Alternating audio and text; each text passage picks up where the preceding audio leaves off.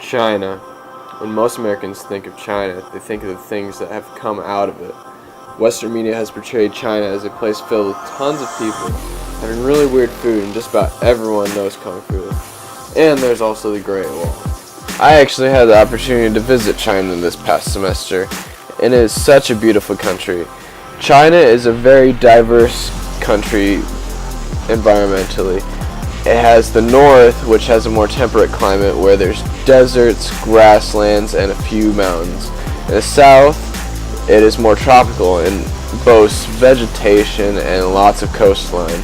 In the east, you have even more coastline and grasslands, and then in the west, you have the famous Himalayan mountains and other mountains and plateaus that scatter around the region.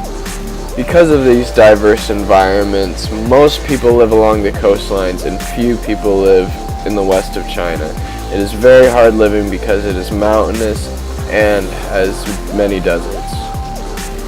China, being relatively the same size as the United States, has been able to support a population. With that, it has had a very, very long history, even going back thousands of years before the time of Christ. But through that time, it has been ruled by an emperor through a dynasty rule. This means that they were proclaimed by God to be the ruler, and their sons would follow them to the throne and take over when they died. But this came all to an end in 1911 after the Opium War incident with the British. After that, China split into two sections.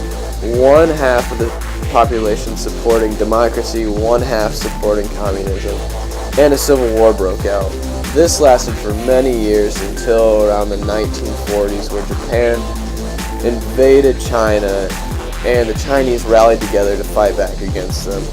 After this happened and the Japanese were ousted from the country, the communist rule was what was present and took over the entire country.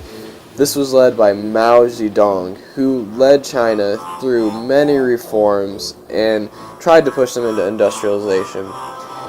This ultimately failed, but after his death, China made economic reforms and pushed themselves to be the country that they are today.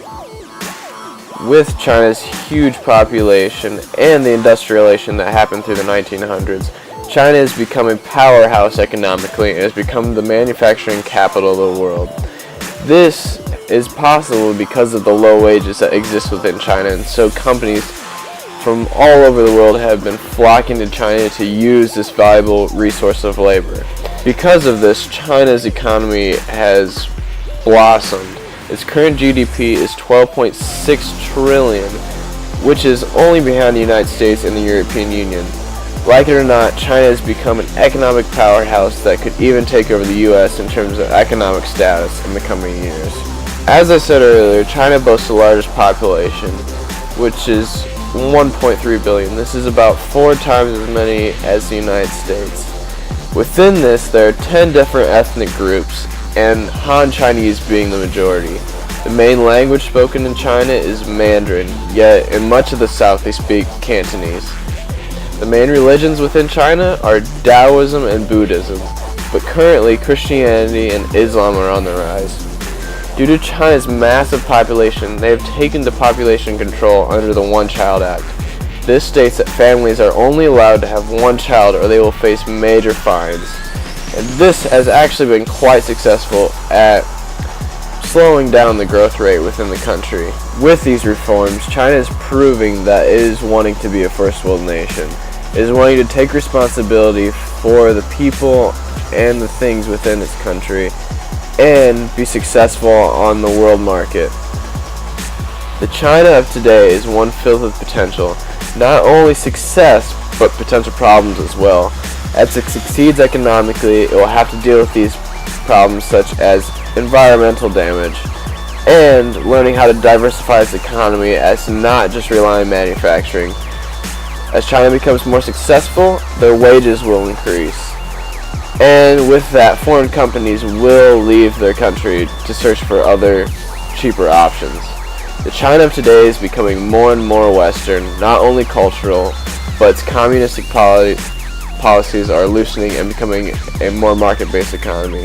The China of today is catching up with the times and proving the world that it can keep up and even overtake the West. China is a place of diverse landscapes, masses of people, and ancient history, a unique culture, and is becoming more and more a country that matters to the rest of the world.